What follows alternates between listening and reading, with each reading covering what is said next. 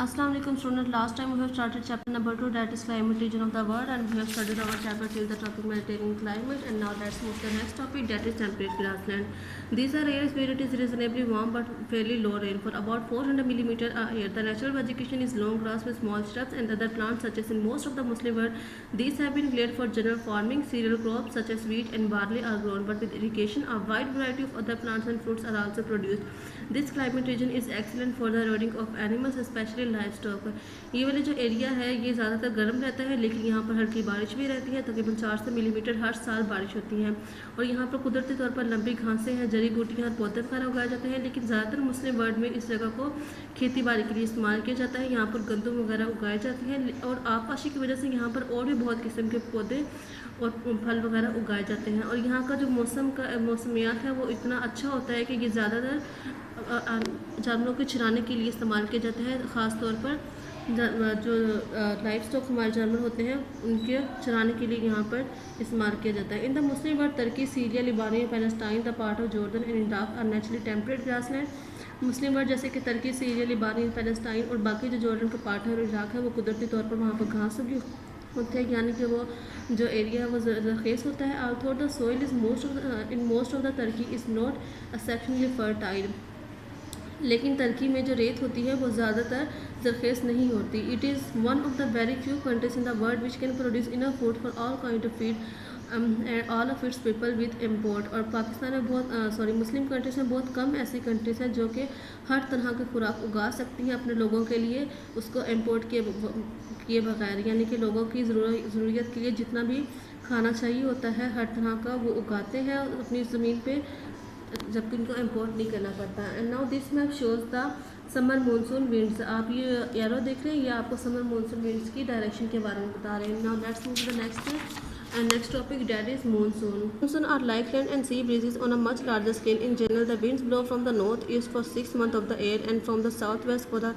other 6 months. Though sometimes the wind direction is deflected or turned by high land or for other reason. In the hot season, the land heat up and the air above it rises, pulling in cooler air from the over the sea level. Monsoon जो है वो समुद्री हवाएं होती हैं और ये बहुत ज़्यादा पैमाने पर फैली होती हैं और आमतौर पर ये हवाएं जो है वो नॉर्थ ईस्ट की तरफ से चलना शुरू होती हैं, जो कि 6 मंथ तक, साल के 6 मंथ तक चलती रहती हैं और साउथ वेस्ट की तरफ जाती हैं और कभी कभी ये अपनी डायरेक्शन चेंज कर लेती हैं ज़मीन ऊंची होने की वजह से, या मतलब कि पहाड़ों की वजह से, या फिर किसी और रीज़न की वजह से हवाएं की डायरेक्शन चेंज करती हैं। और गर्मियों के सीज़न में ज़मीन बहुत गर्म होती है, जबकि पर इसके ऊपर जो हवाएं होती हैं वो बढ़ती रहती हैं, pulling in cooler air from over the sea, और वो इन हवाओं को ठंडा करती रहती हैं। The air is full of moisture because it crosses the ocean and drop much of its rain as rain when it reaches the land. और ये जो हवाएं होती हैं ये बहुत तर्द होती हैं क्योंकि ये समुद्र के ऊपर से होकर आती हैं और कभी कभी ये ज़मीन पर पहुँचने तक वो बारिश के कतरों की तरह गिरती हैं। In the cool season the land is colder while the sea remain warm.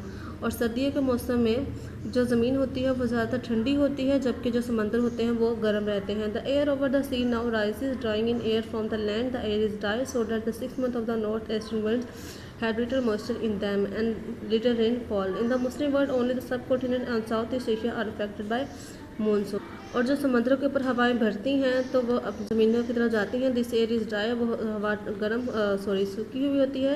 6 month जो नॉर्थ ईस्टर्न विंड की तरफ जो हवाएं भरती हैं वो ज़्यादातर होती हैं और वहाँ पर हल्की हल्की बारिश होती रहती है। और मुस्लिम वर्ल्ड में सिर्फ सब कॉन्टीनेंट और साउथ ईस्ट एशिया जो कि इस मानसून से अफेक्ट होते हैं।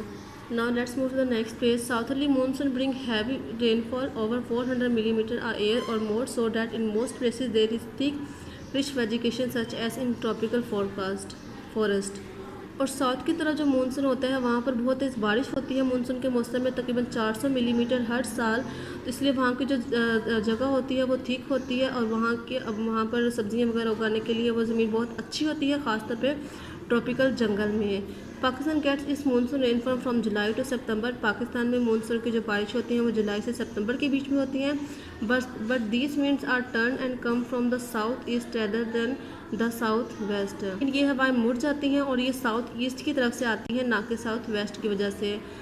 As a result, they have to cross India first and have dropped much of their rain by the time they reach Pakistan. और इसी वजह से इनको पाकिस्तान में आने से पहले इंडिया को क्रॉस करना पड़ता है, इसलिए अपनी ज़्यादातर बारिश वहाँ पर हो जाती है पाकिस्तान में पहुँचने से पहले ही। Only the north of the country gets real monsoon. सिर्फ हमारे यानी कि मुल्क का जो नॉर्थ का हिस्सा है वो असल मानसून की बारिशें वहाँ पे होती हैं। On the other hand in much of Malaysia and Indonesia both northerly and southerly monsoon come across the ocean so that these countries get rain throughout the year. दूसरी तरफ मलेशिया जो India है, Malaysia और Indonesia हैं, वहाँ पर नॉर्थली और साउथली की तरफ से मानसून की बारिशें होती हैं। वो समंदर की तरफ से समंदर को क्रॉस करके आती हैं, इसलिए उन कंट्रीज़ में पूरा साल बहुत ज़्यादा बारिश होती है। Pakistan also has winds from the west in the December March period.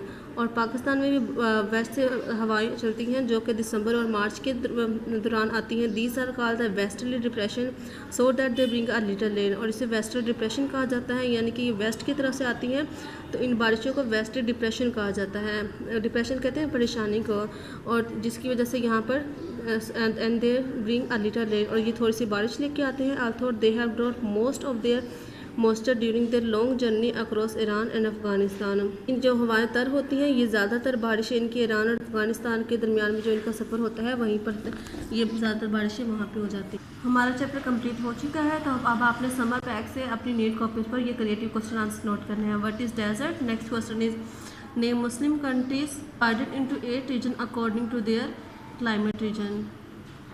ये दो क्रिएटिव क्वेश्चन हैं जो आपने अपनी नीट कॉपी पे आज की डेट पर काम करना है और स्कूल में कॉपी चेक करवानी है। Thank you, take care and